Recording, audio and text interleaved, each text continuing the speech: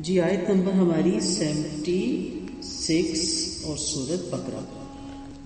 اعوذ باللہ من الشیطان الرجیم، بسم اللہ الرحمن الرحیم۔ وَإِذَا لَقُوا الَّذِينَ آمَنُوا، اور جب یہ ملاقات کرتے ہیں ان لوگوں سے جو ایمان لائے، قَالُوا آمَنَّا، کہتے ہیں ہم ایمان لائے۔ وَإِذَا خَلَا بَعْضُهُمْ إِلَىٰ بَعْضٍ، اور جب اکیلے ہوتے ہیں بعض ان میں ایک طرف بعض کے، قَالُوا أَتُحَدِّثُونَهُمْ، کہتے ہیں کیا تم انہیں خبر دے دیتے ہو، بِمَا فَتَحَ اللَّهُ عَلَيْكُمْ، ساتھ اس کے جو کھولی اللہ نے تمہارے اوپر، سکھائی اللہ تعالیٰ نے تمہیں، لِيُحَاجُّوكُمْ بِهِ، تاکہ وہ جھگڑا کریں تم سے، بِهِ ساتھ اس کے، یعنی تم پر ان کی حجت ہو جائے ساتھ اس کے، عند ربکم، تمہارے رب کے پاس، افلا تعقلون، تم عقل سے کیا بھلا تم عقل سے کام نہیں لیتے۔ اگر آپ کو 75 کی تفصیل یاد ہو تو وہاں آغاز میں نے کہا تھا کہ یہاں کچھ گروہوں کا ذکر ہوگا جو 4 یا 5 ہیں۔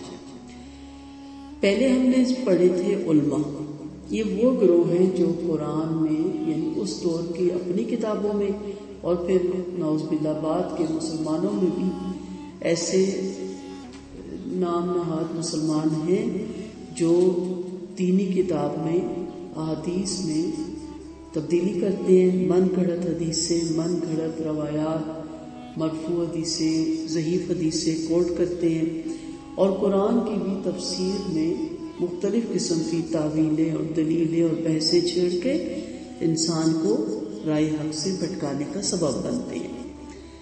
اب یہاں پہلا جو ہم نے پڑھا تھا وہ علماء کا طبقہ تھا، اور اس میں ہم نے یہ دیکھا تھا کہ کچھ اپنے مطلب کے لیے، اپنے اغراض کے لیے اس طرح کی تعویلیں اور من گھڑت روایت لاتے ہیں کہ دین کی نعوذ باللہ شکل ہی بدل کے رہ جاتی ہے۔ اب دوسرا یہاں گروہ جس کا ذکر ہو رہا ہے وہ کون سا ہے؟ وہ منافقین کا۔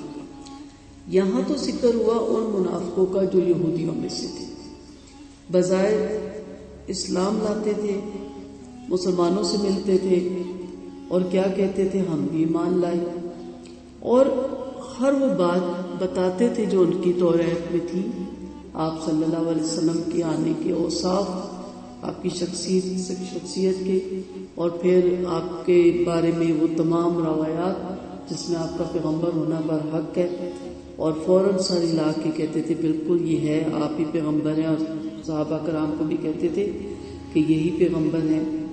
اور جب اکیلے ان میں سے بعض کے ساتھ ہوتے تھے تو پھر ایک دوسرے کو ملامت کرتے تھے کہ تمہیں یہ بات بتانے کی کیا ضرورت تھی، تم نے یہ بات کیوں کی، اور تم نے وہ توریت کی آیت کیوں بتائی جس میں نبی کے آنے کا ذکر موجود ہے۔ تو یہ منافقت کی علامت ہے۔ کہا کہ یہ تو وہ باتیں جو تمہیں اللہ نے بتائی ہیں تم انہیں چھپاؤ، کیونکہ یہ تمہارے خلاف حجت بنے گی۔ کل مسلمان کہیں گے کہ تم جانتے تھے، تمہاری کتاب میں لکھا تھا اور تم پھر بھی نہیں مان لائے، تو یہ کہتے تھے عقل سے کام لو۔ عقل کی ایک تقاضا یہی ہے کہ مسلمانوں کی ہاں میں ہاں ملاؤ اور بعد میں اپنی روش پہ قائم ہو۔ یہ ان کا طریقہ کار تھا یہودیوں کے منافق کا۔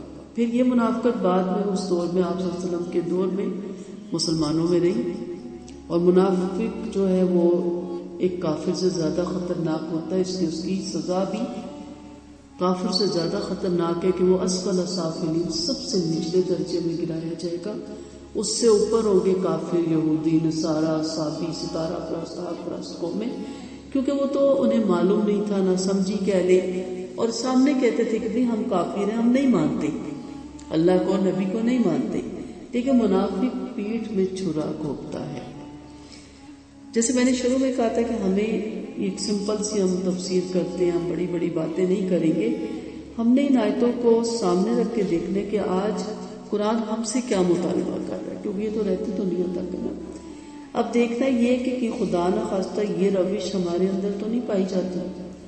اگر آپ غور کریں، ہمیں حق تو نہیں کہ ہم یہاں بیٹھ کے کسی کو منافق کہیں یا خدا نہ خواستہ اپنے آپ کو منافق کہیں، لیکن غور کریں تو کیا زیادہ تر یا کم و بیش 1-2 عادتیں ایسی نہیں ہیں کہ ہم آدھے تیتر آتے بٹیر ہیں، ہماری متضاد شخصیت ہے، ڈبل سٹینڈرڈ شخصیت ہے.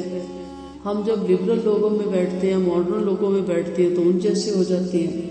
ہمارے جب کوئی ایسے فنکشنز آتے ہیں تو ہم لبرل بن جاتے ہیں، اور جب ہماری کوئی فوتگیاں آتی ہیں یا کوئی دینی تہوار آتے ہیں تو ہم مسلمانوں جیسا روپ دھار لیتے ہیں. تو کیا ہم ڈبل سٹینڈرڈ شخصیت کے مالک نہیں؟ ہم لوگوں سے بات کرتے ہیں تو ان کی ہاں میں ہاں ملاتے ہیں کہ کوئی ہمیں کنجسٹڈ مائنڈ نہ کہ، کوئی ہمیں پیڈو نہ کہ. ہم شرمندہ ہوتے ہیں، ہم ڈرتے ہیں کہ کوئی ہم پہ یہ لیبل نہ لگاتے، تو ہم صفائیاں پیش کرتے ہیں کہ نہیں میں سمجھتی ہوں کہ دین میں اتنا نہیں ہے، تو لفظ کہنا نہیں چاہیے، مولویوں نے اس کو بگاڑ کے رکھا ہوا ہے.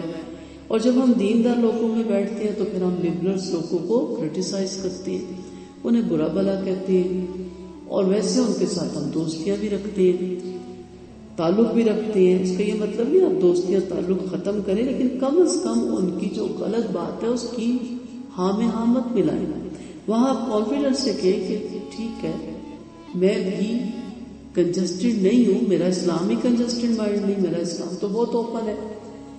میرے اسلام نے جو کچھ کہا ہے اس کے مقابلے میں تو دنیا کی کوئی کتاب بھی اس کے مقابلے میں بات نہیں کر سکتی. لیکن جہاں آپ غلط ہیں وہاں میں آپ سے اختلاف کروں گی. یہاں آپ غلط ہیں، یہ اسلام میں نہیں ہے، یہ میرا دین نہیں تقاضا کرتا. لیکن ہم اس وقت خاموشی اختیار کر لیتے ہیں. تو اس لیے ہمیں یہ دیکھنا ہے کہ کیا ان آیتوں کو پڑھ کے ہمارے اندر یہ ذہن میں آتا ہے کہ کہیں ہم تو نہیں منافقت کر رہے. تو اس لیے اس آیت پہ ہمیشہ غور کیجیے گا کہ پہلا گروہ تو علماء کا تھا، ہم تو ان کے پیروں کی خاک بھی نہیں. لیکن علماء سو نے جو کچھ کر رکھا ہے، جو کلام میں تبدیلی کر رہے ہیں، ترجمے تک میں تبدیلی ملے گی آپ کو. میں یہاں قرآنوں کے نام نہیں لوں گی، ان کے نہ میں حق رکھتی ہوں، لیکن یقین کریں اگر آپ ڈیپلی جائیں اور پڑھیں تو آپ حیران ہو جائیں گی کہ ترجمے میں بھی تبدیلی کر رکھی ہے اور اس کی تفسیر میں بھی تبدیلی کر رکھی ہے، پھر اس کے احکامات میں بھی تبدیلی کر رکھی ہے. میں نے قرآن پڑھا، اس کا ترجمہ پڑھا، اس کی نیچے شرح پڑھی، حجر اسود کا ذکر تھا، اس کے بارے میں حدیث تھی کہ یہ اپنے بوسہ دینے والے کی اس دن گواہی دے گا، اس کو 2 آنکھیں دی جائیں گی. اس کے نیچے حدیث تھی کہ حضرت عمر رضی اللہ عنہ نے فرمایا کہ اے حجر اسود تجھے میرے نبی نے بوسہ دیا. فرمایا کہ میں جانتا ہوں کہ تو نفع نقصان کا مالک نہیں، لیکن حدیث میں ہے کہ تو اس دن گواہی دے گا میرے نبی نے تجھے بوسہ دیا، اس لیے میں بھی تجھے بوسہ دیتا ہوں. ٹھیک ہے، کچھ روایتیں ہیں نا بعض پتھروں کے بارے میں.